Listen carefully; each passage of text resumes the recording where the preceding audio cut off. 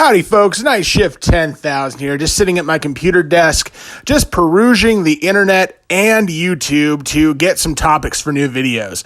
So let's check things out, shall we? Holy crap, wait, what's this? Holy fucking shit, you guys! I'm driving your car, but I just got a notification that Ruth Vader Ginsburg died! Fuck! Could this year get any fucking worse? Oh, that's right, I'd almost forgotten.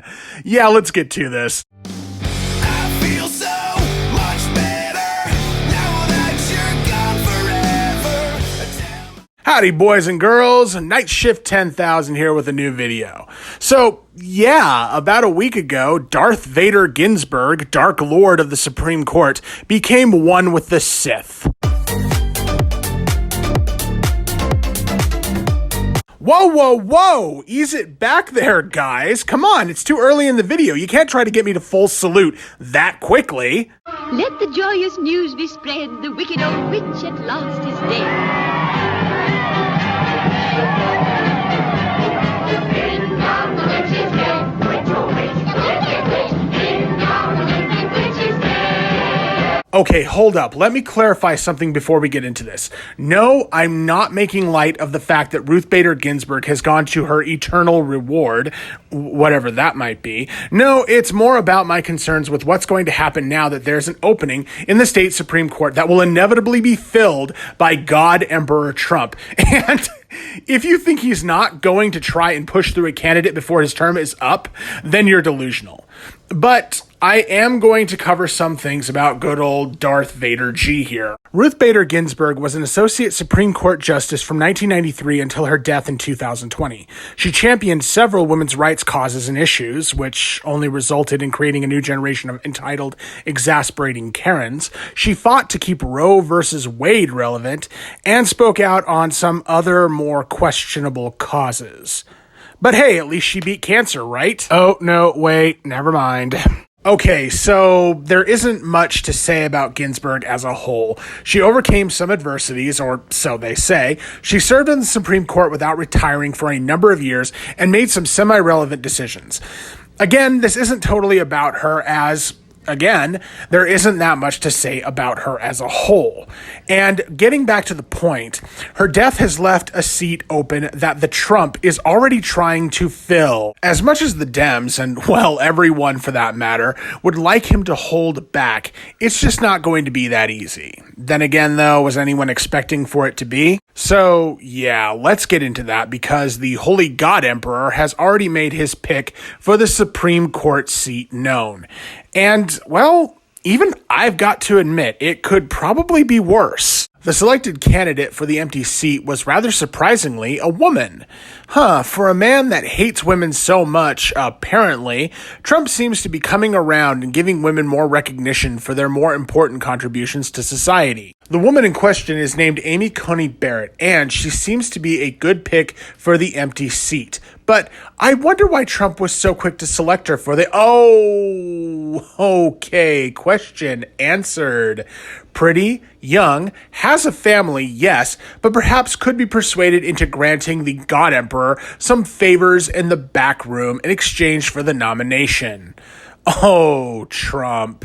Naughty, naughty, you filthy old sunka. Okay, all joking aside, I do want to look into this candidate a little bit more, just to see what her beliefs, credentials, and plans are for her career as a justice of the Supreme Court. I fully understand that this is a momentous decision for a president.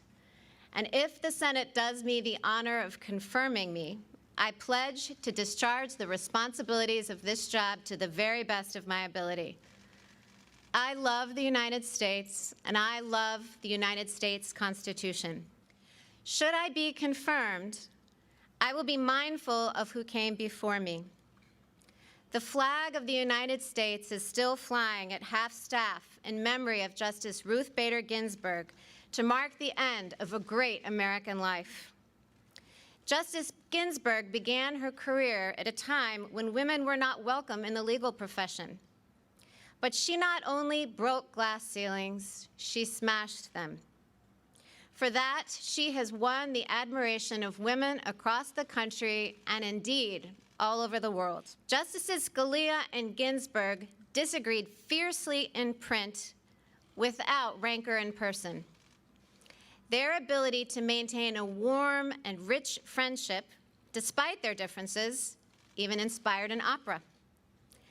These two great Americans demonstrated that arguments, even about matters of great consequence, need not destroy affection. In both my personal and professional relationships, I strive to meet that standard. A judge must apply the law as written. Judges are not policymakers, and they must be resolute in setting aside any policy views they might hold. The President has asked me to become the 9th Justice, and as it happens, I'm used to being in a group of 9, my family. Our children obviously make our life very full. While I am a judge, I'm better known back home as a room parent, carpool driver, and birthday party planner. When schools went remote last spring, I tried on another hat. Jesse and I became co-principals of the Barrett e-Learning Academy. And yes, the list of enrolled students was a very long one. Our children are my greatest joy, even though they deprive me of any reasonable amount of sleep. I have spent the bulk of my adulthood as a Midwesterner, but I grew up in their New Orleans home. And as my brother and sisters can also attest, Mom and Dad's generosity extends not only to us, but to more people than any of us could count. They are an inspiration. But this evening, I also want to acknowledge you, my fellow Americans. The President has nominated me to serve on the United States Supreme Court, and that institution belongs to all of us. If confirmed, I would not assume that role for the sake of those in my own circle, and certainly not for my own sake. I would assume this role to serve you. I would discharge the judicial oath, which requires me to administer justice without respect to persons, do equal right to the poor and rich, and faithfully and impartially discharge my duties under the United States Constitution. I have no illusions that the road ahead of me will be easy, either for the short term or the long haul. I never imagined that I would find myself in this position.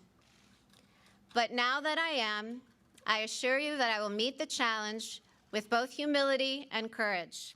I'll admit, on the surface she seems fine. She appears to be objective and pretty well balanced. Some friends of mine have even said that she's the kind of judge that the founders themselves would have selected as a Supreme Court justice, and that she is constitutionally minded, and she might just be a great pick for the seat. But I'm going to tell you what I told them, and that is, be cautious of this woman. Let me explain a little bit more in depth. As I hope all of my subscribers know by now, politicians, whether they are looking to be elected or appointed, can rarely be trusted. They seem substantial and pronounced on the surface, but when they achieve their goal of becoming an elected or appointed individual, they show who they truly are and what their agenda really entails, which more often than not is screwing the people that voted for them or wanted them appointed over completely. And when they've got their foot in the door, they become that much harder to get out, especially when they are appointed to a position like the Supreme Court, just like this woman. If she's lying to us, and I have no doubt that she might be, and not what she says she is, then it will hit us tenfold. Now, I know what you're all thinking. Oh, Night Shift, you're just being distrustful of politicians entirely like you usually are. And to that I say, damn straight I am. As an anarchist, I'll admit it. I'd rather the Supreme Court seat not be filled at all, and that the state Supreme Court, as well as all of the government, be cleared entirely. But it doesn't look like that's going to happen anytime soon. Well, maybe. So this, for now, is something we're going to have to deal with. For now, at least, Ruth Bader Ginsburg is gone. She overcame adversity, created a lot of adversity through status policies, and for that, I'm glad she's no longer in the Supreme Court. This new woman shows some promise, yes, but all I'm going to say again is be cautious about her and don't give your trust too easily to her, or any politicians for that matter. Well, I'm done with this one. I'm Night Shift 10,000, and I'm out. I am not the girl you thought I would be. I will never be, so get over me. I am not the girl I'm going to be. Nothing more to say. My wings, they grow. Call it evolution. Some things move slow with determination. You ask, you pry. It's your desolation. You wonder why. I am not the girl you. Hey, Scotty. Ruth Bader Ginsburg, man.